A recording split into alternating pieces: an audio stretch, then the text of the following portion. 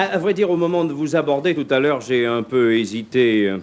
J'ai failli vous demander comment allez-vous, puis il paraît que c'est une formule de politesse absolument démodée que nous devons à la civilisation du clistère, et que maintenant, quand on veut s'enquérir de la santé de quelqu'un, on doit lui demander comment aimez-vous, ou pour être encore plus précis, comment pratiquez-vous l'acte de chair.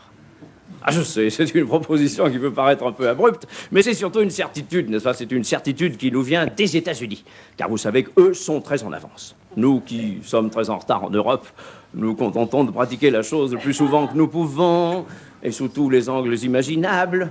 Mais eux sont très en avance. Ils ont depuis plus de 15 ans déjà un authentique apôtre du vrai gousi-gousi, un prince du pouce-moi que je tombe, qui s'appelle le docteur Kinsey, qui est, vous ne l'ignorez pas bien sûr, l'auteur d'un rapport qui, pour n'être pas sexuel, n'en tourne pas moins tout autour de la chose en question. Et le succès de ce rapport Kinsey a été tel aux États-Unis, je parle en librairie, qu'on a décidé de prolonger ce succès par une tournée de conférences. Et cette tournée de conférences a été organisée par une marque de sous-vêtements masculins. All right. Ah oui, tout se tient, n'est-ce pas? Et au 14e jour de la tournée, il s'est produit un incident qu'il faut absolument que je vous raconte. Dans une petite ville du Minnesota, à Petting Falls, vous voyez que je cite mes sources, il y avait dans la salle de conférence 7500 mâles américains qui attendaient qu'on leur fasse la lumière. 3500 étaient venus parce qu'ils espéraient qu'il y aurait des projections de diapositives, d'autres parce qu'ils pensaient avoir de bonnes adresses, et 72 parce qu'il n'y avait plus de place au baseball. Quoi qu'il en soit, lorsque le professeur Humphrey Bonbour monte sur la scène et prend possession de sa carafe de cristal, un silence absolument religieux s'établit et il entre immédiatement dans le vif de son sujet.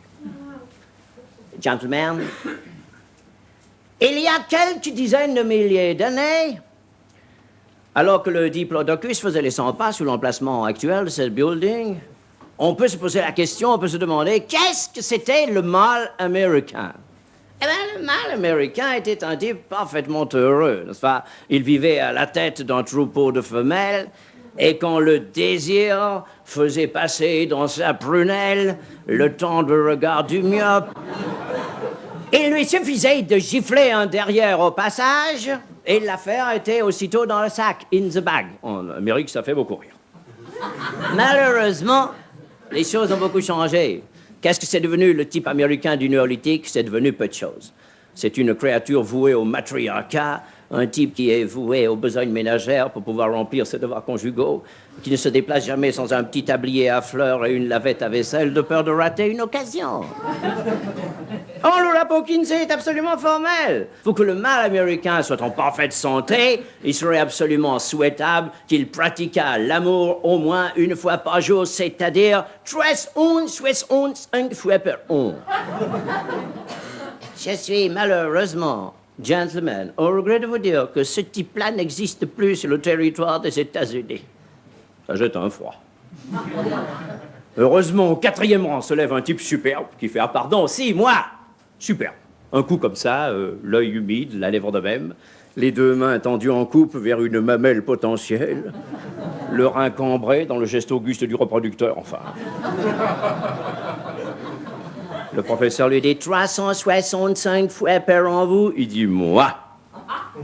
« Vous êtes superbe, mon vieux !» Il dit « Je sais, il faut me voir les années bissextiles, c'est autre chose. » « Et quand madame n'est pas là, comment faites-vous ?»« Nous avons un chauffeur grec. » Il dit « Chauffeur. » Le type fait 3 fois le tour de la salle de conférence, précédé par 15 mazorettes, il fait un succès faux, il vient se rasseoir et la conférence continue. Malheureusement, dit le professeur, ce cas est une bruyante exception qui confirme la règle, car je dois vous dire que ce que nous avons de plus fréquent, c'est 2 fois par semaine. Et là, mon Dieu, il n'y a rien à dire. Il y a 250 types qui se lèvent sans qu'on leur demande rien et qui saluent comme des boxeurs. Pour un très gros succès, ils viennent se rasseoir et la conférence continue. Et puis nous avons 1 fois par semaine. Il y a 4000 bonshommes qui font des gestes évasifs de la main sans se lever. Et puis nous avons 1 fois par mois. Il y a 56 types qui se présentent au guichet pour se faire rembourser. Nous avons 1 fois par trimestre. Plus personne ne bouge. Et puis nous avons la catastrophe. Nous avons 1 fois par an. Alors qu'est-ce que c'est le type américain qui fait ça 1 fois par an? C'est une petite créature desséchée qu'on dirait revenir de chez les Indiens Jivaro, n'est-ce pas? Un petit bonhomme triste et méchant surtout, extrêmement vindicatif, hargneux, qui en veut à la terre entière, qui ne sourit jamais, jamais, qui est triste et malheureux. Heureusement, je peux vous le dire aussi, ce type-là n'existe pas non plus sur le territoire des États-Unis. Malheureusement, au 14e rang, il y a un petit bonhomme qui se lève et qui fait « Ah, si, si !» Oh, si, mais si, bien sûr que si, mais moi moi Dis quoi, vous? Une fois par an? Et Dieu, vous êtes content. Eh oui, c'est pour ce soir.